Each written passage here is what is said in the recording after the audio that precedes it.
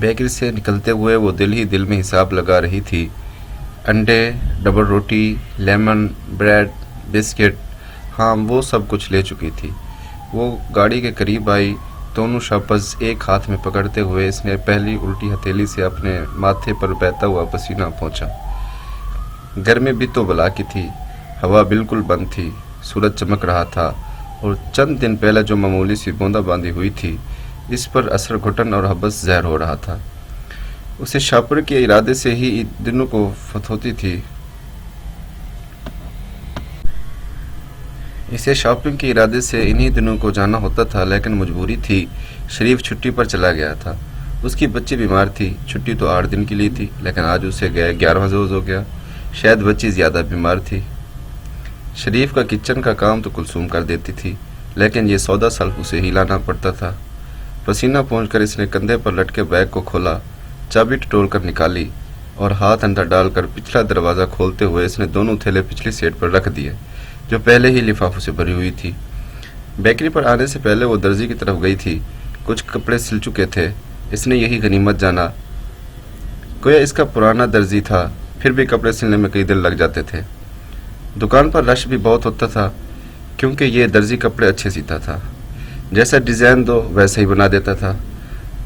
کام کی زیادتی کی وجہ سے کسی کو بھی کپڑے وقت پر نہ دے سکتا تھا، لیکن سلائی اچھی تھی، اس لیے خواتین تھوڑا سا جگڑ کر ڈانٹ ڈپٹ کر کے کپڑے اسی سے ہی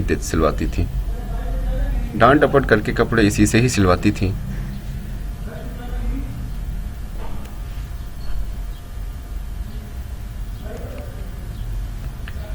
اسے بھی آدھے کپڑے ہی تیار ملے تھے، باقی ابھی سلنے والے تھے۔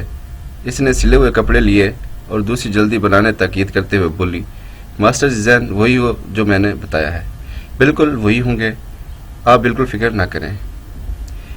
ایک شادی کا کام آ گیا تھا، اس لیے آپ کے سارے کپڑے تیار نہ ہو سکے۔ اب شادی وادی آڑے میں نہ آئے، میں بدھ کو کپڑے لینے آؤں گی، آج اتوار ہے، سمجھ گیا نا؟ ماسٹر ہنس کر بولا، جی سمجھ گیا، بس آئندہ شکایت کا موقع نہ ملے گا، کپڑے بدھ کو تیار ہوں گے۔ وہ 3 لفافے اٹھا کر گاڑی میں آ بیٹھی۔ وہ مطمئن تھی وہ ڈریس تیار ہو گیا تھا جو اس نے اپنی دوست کی شادی کی سالگرہ کی تقریب میں پہن کر جانا تھا۔ درزی کی دکان سے نکل کر اس نے کپڑے کی دکان کا رخ کیا۔ 2 قمیضوں کے ساتھ اس نے شلواریں خریدنی تھیں۔ قمیضوں کے کپڑے کے ساتھ لائی تھی جو میچ کرنی تھی۔ اسے وہاں خاص دیر لگ گئی، لیکن شکر کے مطلوبہ کپڑا مل گیا۔ پیکٹ اٹھائے وہ دکان سے باہر نکلی تو فیتوں کے لیے برآمدے میں کھوکھے پر دکان سجے لڑکے کے پاس آئی۔ وہاں فیتوں اور لیسوں کی ہر ویرائٹی مل جاتی تھی، فینسی بٹن بھی ملتے تھے۔ اس نے کئی قسم کے خوبصورت فیتے دیکھے، دوپٹوں کے لیے بھی اور قمیضوں کے لیے، بٹن بھی اپنی پسندیدہ کے لیے۔ پھر وہ رنگائی والے کے پاس گئی، 3 دوپٹے رنگنے کے لیے دیے۔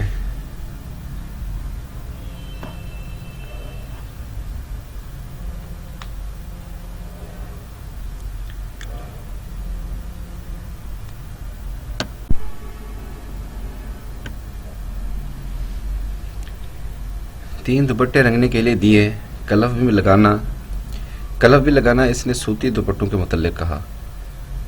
اب رگ بھی ہاں لگا دینا، بہت اچھا۔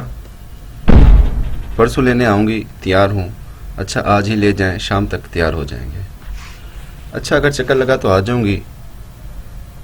لو بیگم صاحبہ پہلے کبھی شکایت کا موقع دیا ہے؟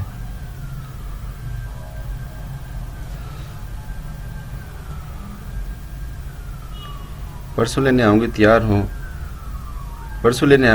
ہوں۔ اچھا آج ہی لے جائیں، شام تک تیار ہو جائیں گے۔ اچھا اگر چکر لگا تو آ جاؤں گی۔ شرٹ اچھی طرح ملانا۔ لو بیگم صاحب پہلے کبھی شکایت کا موقع دیا ہے؟ ہاں ٹھیک ہے۔ گرمی کے مارے برا حال تھا، لیکن آج وہ گھر سے نکلی تھی تو سارے کام ہی کرنے کا موڈ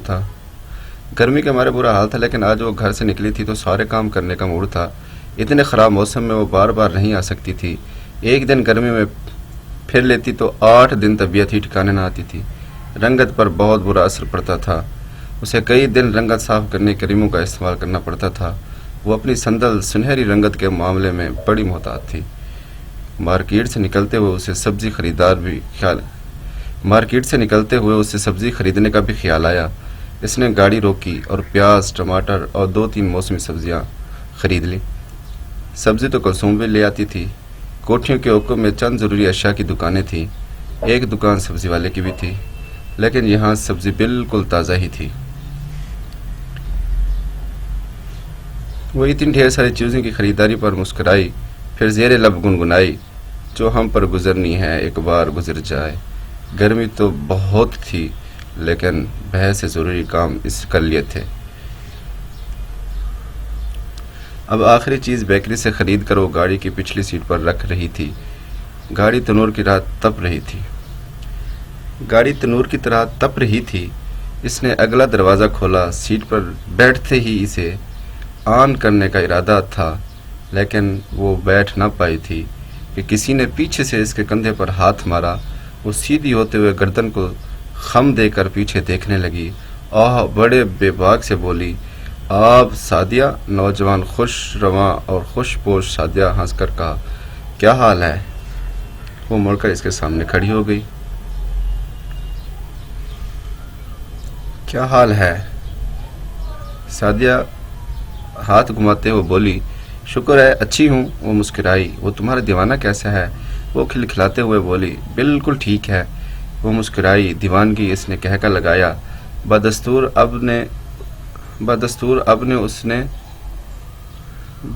اب تو اس نے بھی کہہ کر لگایا، ماشاءاللہ بہت لکی ہو، اتنا ہینڈسم اور اس طرح ٹوٹ کر چاہنے والا میاں ملا۔ دونوں کچھ دیر باتیں کرتی رہیں، پھر سعدیہ بولی، منی جی کیا بات ہے، تم لوگ ابھی 2-3 نہیں ہوئے؟ کیا بات ہے، تم لوگ ابھی 2 سے 3 نہیں ہوئے؟ 2 سال تو ہونے کو آئے ہیں تمہاری شادی کو۔ بس اس کے چہرے پر کچھ دھند لکے سے پھیل گئی، لیکن وہ ہنس کر بولی، ایسی بھی کیا جلدی؟ ایک لحاظ سے ٹھیک ہے، میری طرف دیکھو نا، 2.5 سال میں 2 بچے ہو گئے۔ 2؟ ہاں، دوسرا کب ہوا؟ مجھے تو 1 کا پتہ چلا ہے۔ کبھی آؤ خبر لو تو پتہ چلے نا بھی نہیں۔ مجھے تم پہ بہت گلہ ہے، معاف کر دیں۔ تم نگار کی بہنہ نہ ہوتی تو تمہیں کبھی معاف نہ کرتی۔ اپنی دوست نگار کے لیے تمہیں معاف کیا۔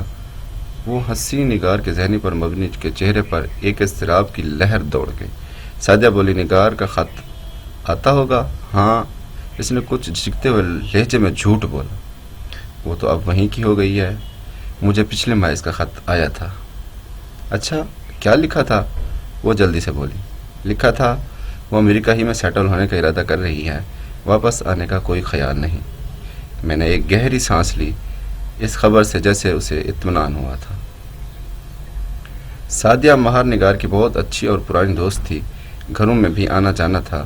سعدیہ کی شادی ہو گئی تھی، لیکن اس کی نگار سے دوستی اب بھی قائم تھی۔ کبھی کبھار فون پر بات ہو جاتی، مہینے 2 میں خط آتے جاتے۔ سعدیہ گھرداری اور بچوں کی وجہ سے مصروف ہو گئی تھی، لیکن دوستی کا رشتہ قائم تھا۔ وہ چند لمحے نگار کی باتیں سنتی رہیں۔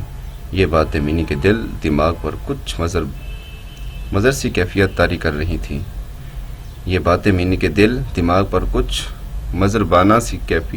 رہی تھیں۔ سر میں درد پہلے ہی ہو رہا تھا، اس ذکر سے اس درد میں اضافہ ہو گیا۔ اچھا سعدیہ، اس نے بات ختم کرنے کی غرض سے کہا، میں چلوں؟ ضرور۔ تمہارا چہرہ لال ببو کا ہو رہا ہے، گرمی سے لگتا ہے خوب گھومی پھری ہو۔ 2 گھنٹے ہو گئے مارکیٹ میں، کچھ کام تھے، گرمی کی وجہ سے سر درد بھی شروع ہو گیا۔ اچھا، خدا حافظ۔ جی خدا حافظ۔ میں نے خدا حافظ کہتے ہوئے گاڑی کی طرف مڑی۔ دروازہ کھلا ہونے کے باوجود گاڑی تپ رہی تھی، طبیعت خراب ہو رہی تھی۔ کچھ گرمی نے سر درد لگا دیا تھا، کچھ سعدیہ کی نگار کے متعلق باتوں نے طبیعت مضطرب پریشان کر دی تھی۔ پھر بھی اسے ایک کونا اطمینان ہوا تھا۔